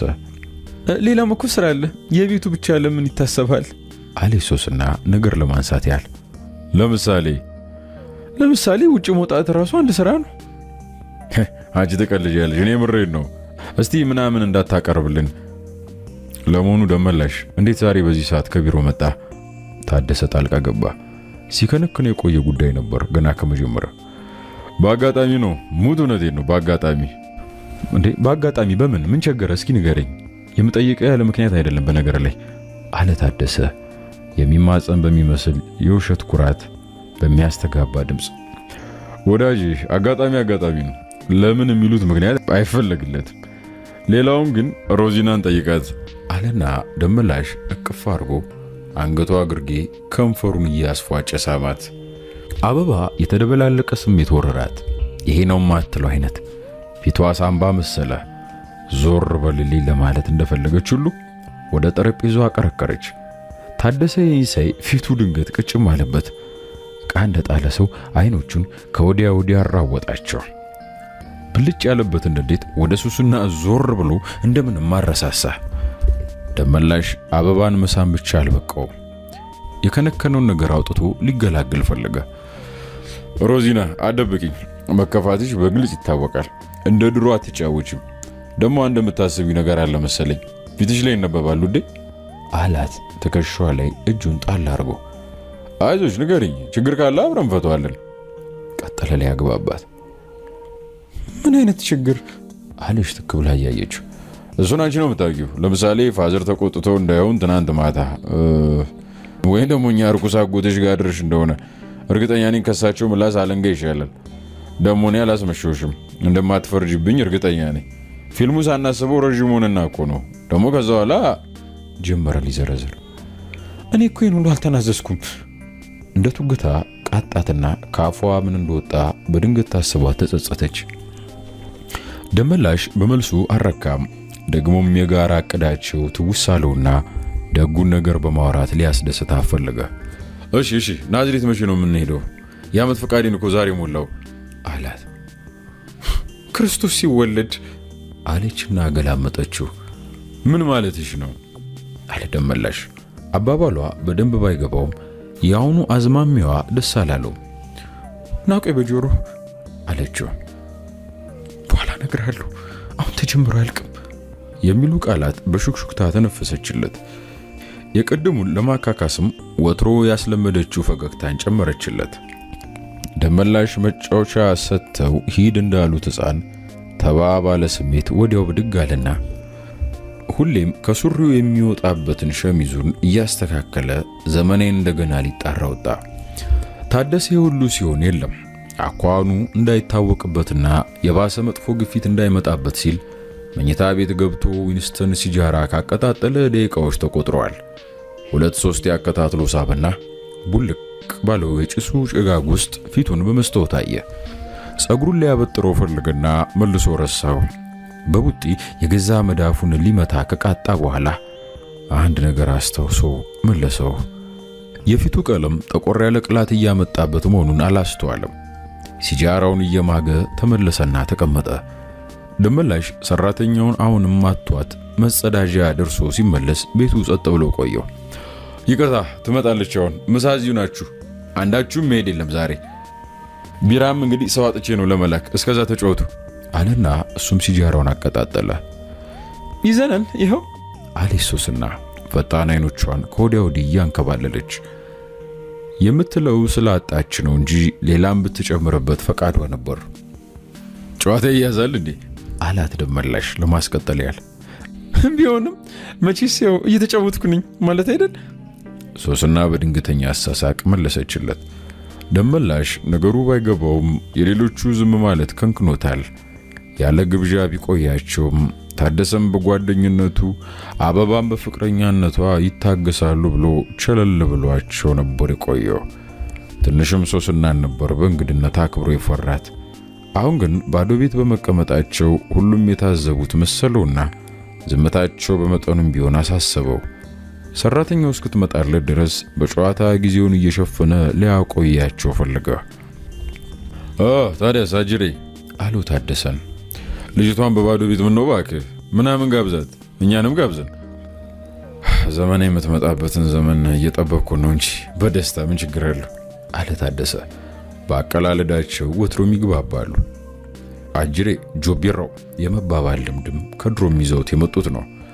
እናም ደመላሽ አንድ ግጥም ትዝ አለውና ታደሰን ሊያስቀው በዛው ሊያስወራው ተዘጋጀ። ድሮ ተማሪ ቤት የተገጠመብህን ታስታውሳለህ? የሁሉ ዕቃ ጅረት ያበቅላልን ጉዳይ አይጥ በብርጭቆ አስተካክሎ ገዳይ የሚለውን አለና ሶስቱንም ባርናቆት በሚፈልግ ዓይን ቃኛቸው። ብዙ ጊዜ ለራሱ የሚገባው ቀልድ ለሌላውም እንደዚያው ይሆናል ብሎ ይገምታል። ለአብራራ የሚል ሐሳብ በጭራሽ አይመጣለትም። እና ሶስና ብቻ የነገሩን ቀንድና ጭራ ሳትረዳ በተለመደው ደማቅ አሳሳቋ ተቀበለችው። አበባ በግድ ሞከር አድርጋ ወደ ዝምቷ ተመለሰች።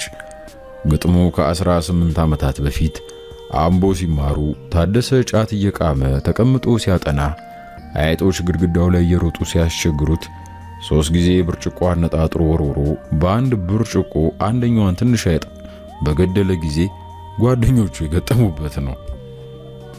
ታደሰ ይህን ሲሰማ ባላሰበው ሳቅ ተዝናና። እፍረቱም ጭንቀቱም የወጠረውን ያህል የተፍታታለት መስሎ ታየው። እሱም ቀጠለና የጓደኛውን አመጣ። የአምቦ ፍቅረኛችን ቀረች ራቁቷን ጆቢራው ደመላሽ ይግዛ መቀነቷን የተባለለ ጊዜ ሳንተ ትዝ ይልሃል አለው የብዙ ዓመታት ትውስታ እየቀሰቀሰበት። አምቦ ጎጃም ሰፈር በሚባል አካባቢ አዲስ የተከፈተው ሰከንደሪ ተማሪዎች ደጋግሞ የሚጎበኟት አንድ ሴተኛ አዳሪ ነበረች። ብዙ ደንበኞች የነበሯት ብትሆንም የቸገረውን ተማሪ በዱቤ ታስተናግድ ስለነበር በአንድ ዓመት ውስጥ ከሰረች። ትልቅ የኑሮ ፈተና ገጠማት። አብዛኞቹ ተማሪዎች ግን በጉዳዩ ስለሚተዋወቁ ትንሽ ዕቁብ ለቦጌ የሚል ጽሑፍ ያለባት ገንዘብ ማሰባሰቢያ ሳጥን አበጅተው የተቻላቸውን በየጊዜው ውስጧ ጣል እያደረጉ ሌሎች ጓደኞቻቸውን ለመዋጮ አግባብተው 200 ብር አዋጥተው እንደገና አቋቋሟት። ገንዘቡን ወስደው በፊርማ ያስረከቧት 3 ሲሆኑ ዋናው ተወካይ ደመላሽ ነበር። ታዲያ ጓደኞቹ ጋር ተመልሶ የደረሰባትን ጉስቁልና ሲያወራላቸው በችኮላ አነጋገር ልብስ የሚባል ነገር የላትም መለያ ላይ ተቀዷል እኮ መቀነት እንኳን እንደ ድሮ አልታጠቀችም ስላላቸው በዚያ ለመቀለድ ደግሞም በብዛት ይሄድባት የነበረው እሱ መሆኑን ለማስታወስ እንዲያ ብለው ገጠሙበት። ደመላሽ በደስታ ፈነደቀ። ላቡ ግንባሩ ላይ ችፍፍ እስኪል ድረስ ተንተከተከ። ሶስና በተለይ አሁን ጨዋታው የታደሰ በመሆኑ አጋጣሚውን ጠብቃ ትከሻው ላይ ሻገር ብላ ጋደም አለችና እንባዋን እየጨመቀች ተፍነከነከች። ታዲያ ቆንጆ ጆክ ነው ይሆን? ያው አሪፍ አለችው ጆሮ ስር ጠጋ ብላ። ለጆቢራው የሚስማማው ነው አይደለ? አላት ባርናቆቷ ሳቢያ ለመጀመሪያ ጊዜ ለየት ያለ ትኩረት ስሜት እያሳያት። መስማማት ብቻ ሰው ነው እንጂ ማይ ጉድነስ አለችና ወንበሯ ላይ ተለጠጠች። በዚህ ጊዜ ሁሉ አበባ ሲቻላት የውሸት ሳቅ እየቦካከረች ባጋጠማት ትዕይንት ሆዷ እየቆሰለ በቁጭትና በንዴት እየተኮሳተረች ተቀምጣለች። ሶስና በበኩሏ የዕለቱን ዋና ጉዳይ ያላወቀችበት ብትሆንም ስለታደሰና አበባ በህሊኗ የተጸነሰባትን ጥርጣሬ ታጎላምሳለች። በጨዋታ መሃል የረሳችው ትምሰል እንጂ ግምቱም መላምቱም እያሰለሰ ይመጣባታል። ደመላሽ አስተዋዋቂም ታደሰ ተዋዋቂ የሚሆኑበት ምክንያት ምንድነው ብላ ካሰበች ቆይታለች። ታደሰ ቀደም ብሎ ያሳያት የነበረው ሁኔታ እንደተለወጠም ተመልክታለች። ታዲያ በአጭር ጊዜ ውስጥ እንዴት ልዩ ሊሆን የቻለበት ምክንያት ምንድነው ስትል አሰበች። ቀጠል አድርገም እህቴ ናት ብሎኛል። ለምንድን ነው አንድ ቃል የማይለዋወጡት? አለችና ከወደ ጫፉ ሾል የሚለው አፍንጫዋን ወደ ኮርኒሱ ሰቅላ አንዳች ነገር ጠረን ለማሽተት ሞከረች። እኔንስ ከሷ ጋር ለምን አላስተዋወቀኝ? ከሷም ማንሶኝ ነው እንዴ የሚል ሐሳብ ደግሞ መጣላት።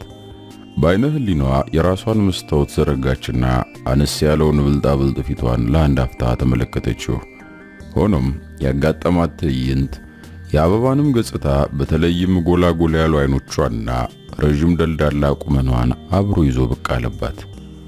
ተስጠላ ሟርተኛ፣ የሰው ሟርተኛ አለችና አበባን በወዷ ሰደበቻት። አልጋ ውስጥ ሊገቡ ሲሉ በመምጣቷ ብቻ ሳይሆን ተቀምጣ በመዋሏ ደጋግማ ጠላቻት። ምን ሱክ አሰኛት? ማን ተጎለች ያላት ደንቃራ አሮጊት። ረርባ ለአንጀቷ ረገመቻት። እንዲያውም እርግጠኛ ነኝ እህቷማ አይደለችም እቺ ምናችሁም አይመሳሰል ብላም ቶሎ ደመደመች። ጥፍሯን በጥርሷ እየከረከመች በትካዜ ደሞ ተዋጠች። ምነው ወዴት ሄድሽ ሲላት የደመላሽ ድምፅ ሰማችና ከሐሳቧ ነቃች። ሙዚቃ እኮ እያዳመጥኩ ነው አለችው ደንገጥ ባለ አስተያየት ፈገግታዋን ጨምራ። የጠረጠረችው ድብቅ ጉዳይ ለመፈልፈልና በደንብ ለማጤን ግን ሰርሳሪ አይኖቿን ሁለቱም ላይ ያዟወረች ማስተዋሏን ቀጠለች። ሰራተኛዋ ዘመን አይገባች። ደመላሽ ያለ አልመሰላትም ነበር። ደንግጣ ወይ ጋሼ መጥቷል እንዴ አለችና ሳታንኳኳ የከፈተችውን በር እንደያዘች አፏን በእጆቿ ገድባ ቆመች። ደመላሽ ምን ነው እባክሽ እኔ ሰው አልመጣ እንግዶች ጥለሽ ትጠቢያለሽ ካላት በኋላ ቁጣውን ካፉ መልሰው ታደሰ ድፍና 50 ብር አወጣና ቢራ እንድታመጣላቸው ዘመናዊን ጠየቃት። ሶስና ባይኗ ተውያለች ስትጠቅሰው አላያትም ወይም ሊያት አልፈልግም። ዘመናዊ ብሩን ይዛ ስትወጣ እንደምንም አይኑን አገኘችው። ወይኔ ታዲ በዚህ ሁሉ ቢራ ምን ያደርጋል አለችው ሆድ በሚበላ አስተያየት። ዛሬ በደንብ እንጠጣ እባክሽ የተወለድኩበት ቀን ነው አላት እየሳቀ። ውሸቱን ነው አትዝሙት ጣልቃ ገባ ደመላሽ። አይ በበርዝዴ እንኳን አይዋሽም፣ ግን ታዲ እንዴት አስቀድመን ነገርከኝም? ሶስና ጠየቀችው። የልደት ፓርቲ ለማዘጋጀት እንዳትቸገሪ ነው አለ ታደሰ። ከፍቅረኛ የምትጠብቀው አይነት መልሶ ነው ስላገኘችው ተረታ ዝም አለች። ቢራው መጣ። ደመላሽ ገና እንደተከፈተለት በሁለት ትንፋሽ ጨለጠና ሌላ አስከፈተ። ብሩ አሳዝኗት አልጠጣም ለማለት ዳር ብላ የነበረችው ሶስና ወደ አፏ ቀስ እያለች አስጠግታ መድኃኒት እንደሚጠጣ ሰው ጭፍግግ ባለ ፊት ጀመረችው። ታደሰ ደግሞ በዋጥም ደረጃ ተያያዘው። አበባ ቢሏት ቢሰሯት አሻፈረኝ አልቀምስም አለች። ታደሰ የሚፈልገውን አጋጣሚ ያገኘ መሰለውና ቢራ ምን ይለሻል ብለሽ ነው ጠጭ እንጂ አላት መራራ ሳቅ እየሳቀ። በዝምታ አሻግራ አየችውና አልጠጣም ብቻ አለችው። ሂጂ ምን ያንቀባራታል? ዛሬ ስትጋብዥ እንደምትጋብዥኝ ከሰው ለምን ትለያለሽ? ደመላሽ ሶስተኛውን ቢራ ካጋመሰው ወዲህ በመጠኑ ሞቅ ያለ ይመስላል። አበባ በዝምታ አስተዋለችው። ዘመናዊዎች ብቻ ሳይሆኑ እናቶቻችንም ኮስተር ያለ ጠላ ቀርቦላቸው እምቢ አይሉም። ይሄም እኮ ከጠላ ብዙ አይለይም ቀጠለ ታደሰ። አልጠጣም ማለት አልጠጣም ነው፣ የአልኮል ሱስ የለብኝም ይቅርታ አለችና የግልምጫ ያክል ዝቅ አርጋ አየችው ታደሰን። እሺ የምን ሱስ ነው ያለብሽ? እልኋን ላስጨርሳት ሲል በሆዱ አሰበ። እሱን በኢንተርቪው ስጠየቅ መልስ እሰጥበታለሁ ብላ ፊቷን ወደ በሩ መለሰች። አሁንስ ችካልክብኝ እንደማለት አይነት። እውነቷን ነው አባባ ይሙት ይህን ሁሉ ለመጠየቅ እኮ መብት የለህም። አላበዛውም እንዴት አዴ? ጣልቃ ገባይ ሶስና። ንግግራቸው ወደ ጭቅጭቅ በማዘንበሉ ብቻ ሳይሆን የመፈራራትና የውስጥ ውስጡን ድብቆሽ ያለበት መሆኑን ስለተገነዘበች ወንድምና እህት የሚለውን የታደሰን ዘዴ ስብከት ነው ብላ ሰርዘዋለች። በዚያ ፋንታ ዝም ብላ በወዷ አንድ ነገር ግን አለ እያለች ነገሩ ላይ ለመድረስ በአዲስ ጥረት ተወጠራለች። ሆኖም እንዳይነቃባት ጥንቃቄው አልተለያትም። ሱስ ምንድነው? ሱስ ምንድነው ብለን ስለ ሱስ እንወቅ ብንል ኖር ነው እንዴ? ቆይ እናንተ ምንድነው ችግሩ? አሁንስ አበዛችሁት አለና ታደሰ ሌላ ቢራ ከፍቶ እንደቀደቀ። ሶስና በአንድ በኩል የሁለቱ ክርክር ወደ መበሻሸቅ እንዲለወጥ በመፈለግ በሌላ በኩል ደግሞ ታደሰ ነገር ፈረሳይዝ በዋዛ የማይረታና በስጨት የሚል መሆኑንም በማጤን ጥያቄና መልሱን ለማራዘም ፈለገች። እሺ ደፈረችኝ አትበኝና የምን ሱስ ነው ያለብሽ? እኔም የኔን ወደ ኋላ ነገራለሁ አለቻት አበባን። ደፈርሽኝ ደፈርኩሽ የሚለው አባባል ያንኳ ለአስተማሪና ለተማሪ የሚሆን ነው። እኔ አስተማሪ አይደለሁም ብላ ጀመረች አበባ። በዚህ ዓለም ላይ እኔ የማውቀው ሱስ ግን ምግብ መብላት ብቻ ነው አለሽ ቀጠል አርጋ። ታደሰ ውሃስ ብሎ ሊጠይቅ ጉሮሮን ሲያጣራ ሶስና በተለመደው ቅልጥፍና አቀደመችው። ኩሪ ሮዛ፣ በጣም ቆንጆ አስተሳሰብ ነው። ሰው ከበላ ሌላ ምን ይፈልጋል? መጠጥ ተርፍ ነገር ነው፣ ለዚያውም ጎጂ። ካንሰሩ ላይ ያመጣ የለ እንዴ? ደግሞ ጸረ ኢኮኖሚ አቋም ይታይበታል። ምግብ ግን ያስፈልጋል ስትል አደነቀችላት። ደመላሽ መኝታ ቤቱ ረዥም የስልክ ወሬ ይዞ ቆይቶ ገና መምጣቱ ስለነበር ጨዋታው ደምቆ ሲደርስ ደስ አለው።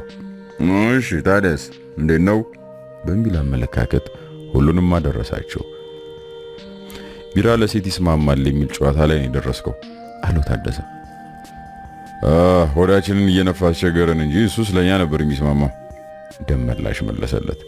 ሌላ ቢራ እየከፈተ ወዲያው ከጠርሙሱ በረዥም ትንፋሽ አንደቀደቀና የቶም ጆንሰን ሺዝ ማይ ሌዲ የሚል ዘፈን በትልቁ ከፍቶ ለቀቀው።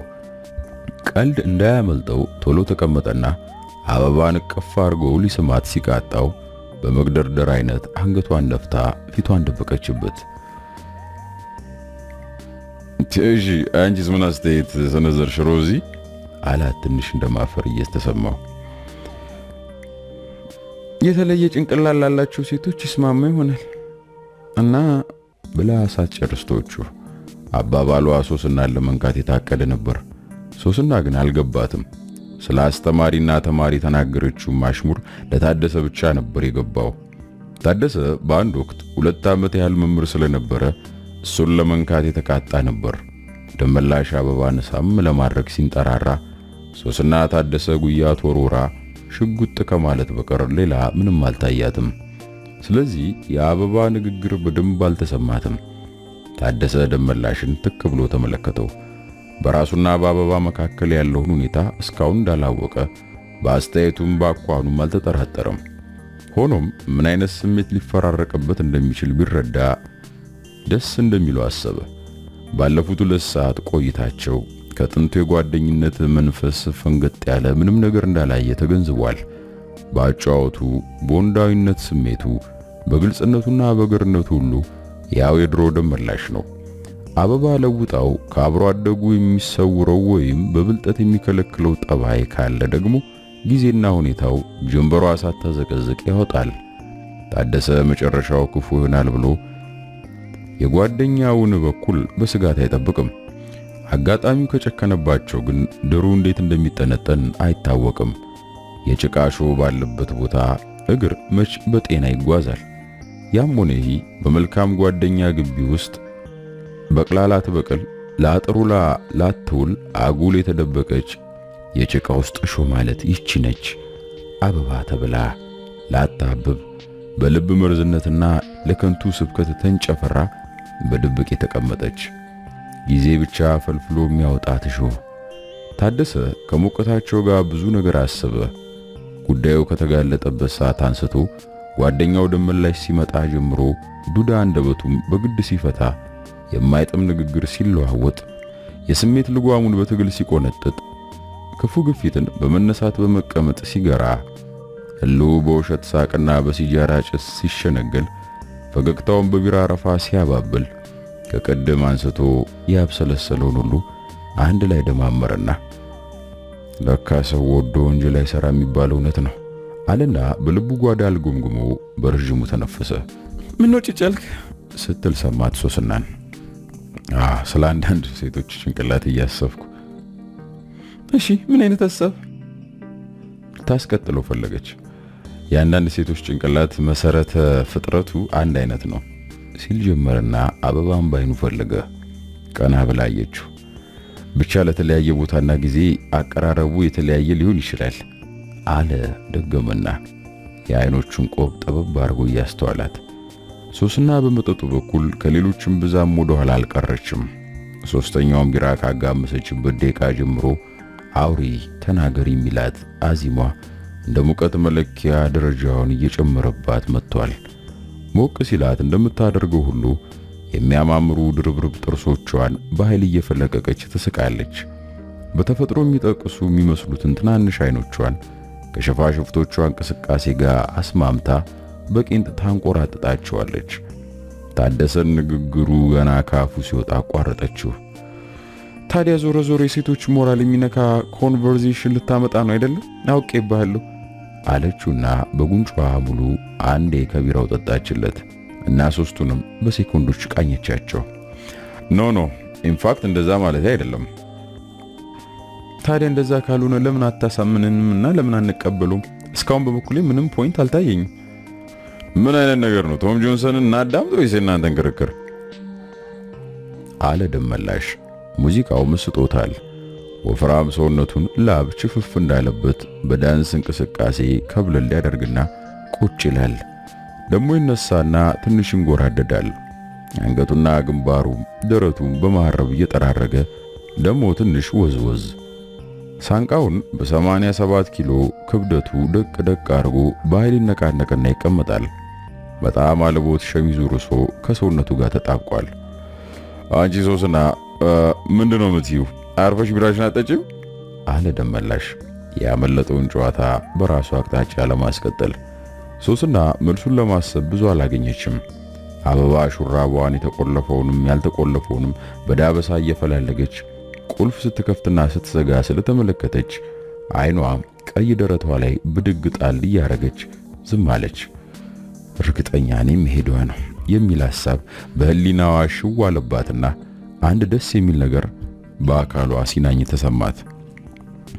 ታደሰ ሳያስበው በአጋጣሚው አይኑን ወደ አበባ አሻግሮ ስለነበር ሹራቡን ስትቆላለፍ ሞላ ያሉ ድቡልቡል ጡቶቿ በደረቷ ላይ ቦይ ሰርተው የሚወርዱበት አቅጣጫ ትርክክ እንዳለፍም ብልጭ አለና ታየው። ቀዥቃዣ ፊቱን ያጋለጠው መሰሎና ቅጭም አድርጎ ተቆጣጠረው። ምን ሲያቀብጠኝ ወደ ሰዓት ተመለከትኳልና ራሱን ረገመ። ክፉ መልእክተኛ፣ አበባ የሚመስል የጭቃሹ መልእክተኛ አለና የሷን ውበት ተራገመ። ዘመናዊ ቁርስ ይዛ መጣች። ማካሮኒና እንቁላል ፍርፍር ከተቆራረጠ ዳቦ ጋር በሁለት ሳህን አቅርባ ልትወጣ ስትል ደመላሽ ጠራት። ቡናም ሻይም አታስከትይም? ደሞ ለአበባ ወተት አፍይላት አላት። ትንሽ ይቆያል እንጂ እሺ አደርሳለሁ አለ ዘመናዊ። የተቀጣጠለው ሳጠፋ እንዴ? የምን መቆየት ነው ደሞ? አለ በመገረም። ምን ባኩ የኛ ነገር ሸመታ ወፍጮ ጌሾ ቀጣው መቼ ያደርሰናል ብሎ ነው። ዛሬማ ጋሺ ሰኔና ሰኞ ሆኖብኛል አለችና እጅ አስታጥባ ሄደች። በሩን ወጣ እንዳለችም እሳቱማ ተቀጣጥሎ ነበር እሳት አሉኝ እያለች ማድቤቷ ገባች። በሷ አነጋገር ጠባይ ሰኔና ሰኞን እንደ አሽሙር ነበር የተጠቀመችበት። ታደሰና አበባን ያፋጠጣቸውን ጉዳይ አታውቀውም። ይሄ ልትል የበቃቸው ሁለቱ ሳይጠጋገቡ ሌሎች ሁለት መጥተው አራቱን በአንድ ክፍል መፋጠጣቸውና ሳይከፈት ደርስበታለው ያለችው በር ተከፍቶ ይቆያል ያለችው አሳዳሪዋ አለ ሰዓቱ መጥቶ አጋጣሚው ፍጹም ያላሰበችው ሆኖ ስራዋ መታጎሉ በሁለቱም አቅጣጫ ነገሩ አስገርሟን ነበር። ዘመናዊ ጉድ እኮ ነው እያለች ቡናዋን ማድ ቤት ስትቆላ አበባ በድንገት ከመቀመጫዋ ብድጋለች። ውይ ዛሬ ቀን ልቤን ምን ወሰደው አለችና ራሷን ይዛ በድንጋጤ ጮኻ ሁሉንም አስደነገጠቻቸው። ከእንቁላሉ አንዴ ብቻ ቀመስ አርጋ ነው የተየችው። ለዛውም ጠቀም ያለ አልነበረም። ከቶም አላጣጣመችው። በአፏ ያዘችውም የተዝረከረከ ጉርሻ ስታላምጥ እያንጓለለች እንደ እብድ ስትጮ ሶስና ሹኳ አምልጧት መሬት ወደቀ። ታደሰ ሊጎንጭ ያለውን ቢራ ገጭቶት ሊፈስ ሲል ያዘው። የደመላሽ ከሁሉም የተለየ ነበር። የጎረሰው ትልቅ የዳቦ ቁራሽ ከነከንፈሩ ገና ሳያላምጠው ከወፋፍራም ጉንጮቹ ተፈትልኮ ሊወጣበት ሲል እንደምንም በእጁ አዳነው። አኝኮ ሊውጥ የቻለው ግን ፍጥጥ ጉልጉል ባሉት አይኖቹ የተቻለውን ያህል የዝምታ ጥያቄውን ከጠየቀ በኋላ ነበር። ከዚህ በኋላ አበባ አተውኝ ሄዶ እንዳይሆን ስትል ደመላሽ ጉርሻውን ውጦ ትንፋሹ መለስ ብሎልን ነበርና ምንድነው የምትይው ሲል ጠየቃት። ብርቱ ቀጠሮ አለኝ ካጎቴ ጋር 9 ተኩል ላይ እንደውም አልፏል መሰለኝ 25 ጉዳይ ላለኝ ሰዓት ያንተስ አለች። ከደመላሽ መልስ ሳትጠብቅ ማበጠሪያዋን ከቦርሳዋ ወጥታ ጸጉሯን ከዚህም ከዚያም በጣቷ እየደባበሰች ለኳኮፈችው። ቆይ እንጂ ምን መጣደፍ ነው? ደመላሽ የሚናገረው ለጊዜው ጠፋበት። ቃላት እየፈለገ ተገርሞ ያት ጀመር። የት ነው ቀጠሮሽ? ታደሰ ጣልቃ ገባ። መልስ አልሰጠችውም።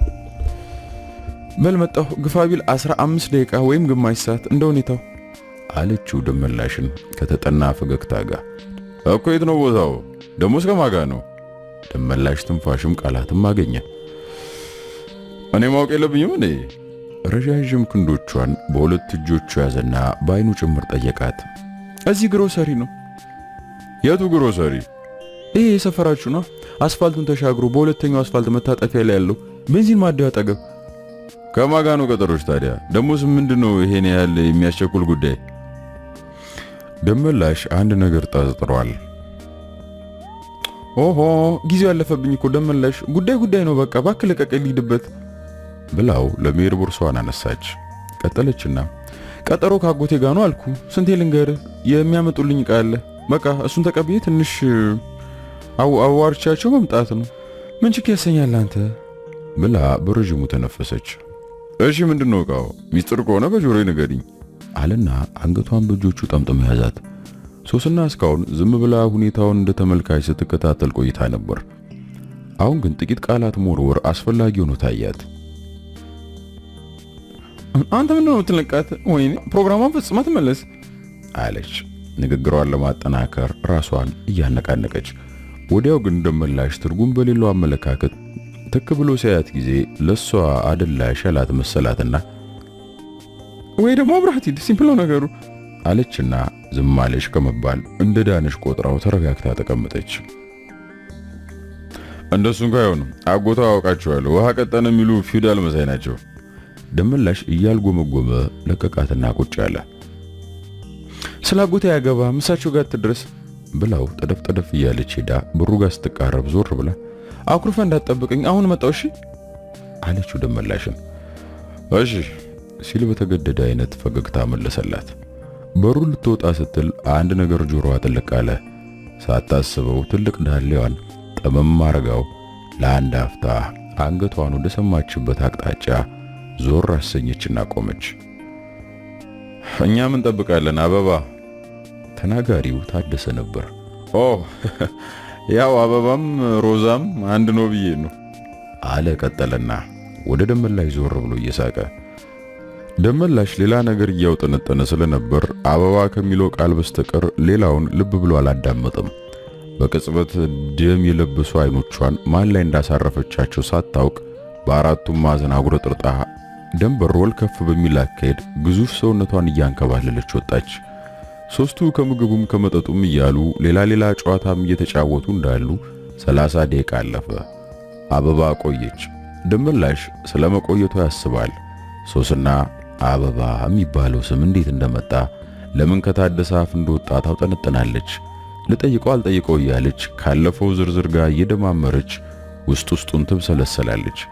ታደሰ ሸለልታን በሚያንጸባርቅ ገጽታ ዝም ብሎ ቢራውን ይጠጣል። ምሳው ተነስቶ እንዳበቃ አሁንም 15 ደቂቃ አለፈ። አበባ አልመጣችም። ቢራ እየጠጡ ሙዚቃ እየሰሙ ጠበቁ። አልተመለሰችም። ደመላሽ ሆዱን ባርባር አለው። ከራሱ ዝምታ ጋር አንዳች ነገር እየከበደው መጣ። ጨነቀው። አንድ የሆነችው ነገር አለና ካልፈለኳት ብሎ ተነሳ። እባክህ በቃ አትመጣም አለው ታደሰ። ምን አልክ? እኔም ጠርጥሬያለሁ አባት ይሙት አለች ሶስና። እንዴት አትመጣም? ደመላሽ አይኑ እንደፈጠጠ ነው። አትመጣም በቃ አትመጣም አልኩ እኮ ዛሬም ነገም ወደፊትም ስነግርህ ሰማኝ አለው ታደሰ በድንገተኛ ረጅም ሳቅ። ቀጥሎም ተንከተከተ። ደሞ ትስቃለህ እንዴ? አንተ እኮ አረመኔን እንዲህ ያለ ነገር አይገባም አለና ደመላሽ ጠረጴዛውን ደጋግሞ በጡጫ መታ። ከንፈሩን ነክሶ በሆዱ ዛተ። የሚያደርገውን አሳጣው። ፈንጠር ብሎ እየተደናቀፈ መኝታ ቤት ገባ። ኮቱን ለብሶ ተመለሰና ሊወጣ ሲል ታደሰ ምር ብሎ ኋላ ጨምድዶ ያዘው። ልቀቀኝ እንጂ። ደመላሽ ሊመነጭቀው ሞከረ። ታደሰ አጥብቆ ይዞት እየተንገዳገደ አቆመው። ዘመናዊ ከማድ ቤቱ ወጥታ ምን ነው ጋሺ ምን ሆናችሁ እያለች ተጠጋች። ሶስና ደንግጣ አፏን እንደከፈተች በቆመችበት ቀረች። በራሴ ጉዳይ ምን አገባ? ተወኝ ብያለሁ ታዴ። አትሄድም። የምነግርህ ትልቅ ነገር አለ ደመላሽ እባክህ። ምንም አትንገርኝ አልኩህ እኮ። አንተ አይገባም። ይገባኛል፣ ካንተ ይበልጥ ይገባኛል። ብቻ አድምጠኝና ከዛ በኋላ ልሂድ ካልክ ትሄዳለህ። አላስገድድም። ደመላሽ ጋባ አለ። በልሽ ያውልህ ምንድነው? ተቀመጠ። ይኸውልህ እኔና አንተ የዛሬ አይደለንም። ይሄንንም ታምን የለ? ኦፍ ስብከቱን ተወና የምትለውን በል። ጎሽ እንግዲህ በጣም ጥሩ። የምነግርን ሳትጠራጠር ትቀበለኛለህ አትቀበለኝም? አዎ አልኩህ እኮ። ለምን ትደጋግምብኛለህ? እሺ አንድ ጥያቄ ልጠይቅህ። ስንት ጊዜ ነው ከአበባ ጋር ከተገናኛችሁ? 2 ወር። ምን ነው? ከኔ ጋር 5 ዓመት እንደነበረች ልነግርህ ፈልጌ ነው። ከማን ጋር? ከኔ ጋር። ማን አልከኝ? ሰማን? አበባ። እና ምንድነው ነገሩ ታዲያ? እናማ ነገሩ ቀላል ነው። በአበሻነት ዘመን 5 ዓመት አበባ የነበረችው በፈረንጅነት በ2 ወር ውስጥ ሮዛ ሆነች። ፈረንጅ ሀገር ለሁሉም ነገር አቋራጭ ነው ማለት ነው። ደመላሽ ነገር ሁሉ ብዥ ቢልበትም የታደሰን አባባል ስለማይጠራጠር ገና ከጅማሬው አምኖ ተቀበለው። ሁለቱም በዝምታ ተያዩ። በዝምታቸው ውስጥ የእድሜ ጭጋግ ያልከለከለው ዘመናቸውን ሳይበከል ከቆየው የአብሮ አደግነት ትዝታቸው ጋር ቃኙት። የህሊና ኩራት፣ የመንፈስ ምሉዕነት ሲሰማቸው ታወቃቸው። ፍቅርና መተማመን ከእውነተኛ ደስታ ጋር ስብናቸውን ከፍ አድርጎ ሲያሳያቸው የህይወት ምንነት በቀና ትርጉም ሲሰርጽባቸው ተሰማቸው። ቀሪው ጊዜያቸውም በትግርምትና ግንዛቤ የደመቀ ሳቅና ጨዋታ ይዞላቸው ከተፋለ። ዘመናዊ ደመላሽ ተጣራ። ቡና እስቲ ቶሎ በይ፣ ኮስተር ያለ ቡና አላት። እሺ ጋሼ አለችና ቆማለች። ጥያቄ ያላት ይመስል። ምን ነው? ምን ልትይ ያስበሽ ነው ዘመናዊ? አይ እንደው ብቻ ተመስገን ነው ጋሼ፣ እኔስ ፈርቼ ነበር አለችና ወደ ማድቤቱ አዘገመች። እኔ የምልህ አለ ደመላሽ። እስቲ እንትንግርት ከስር መሰረቱ አጫውተኝ። እንዴ በሚገባ እንጂ አለ ታደሰ። ያውም በሰፊው ነው ማጫወት። ለኔስ አለ ሶስና። እኮ ላንቺም አላት ታደሰ።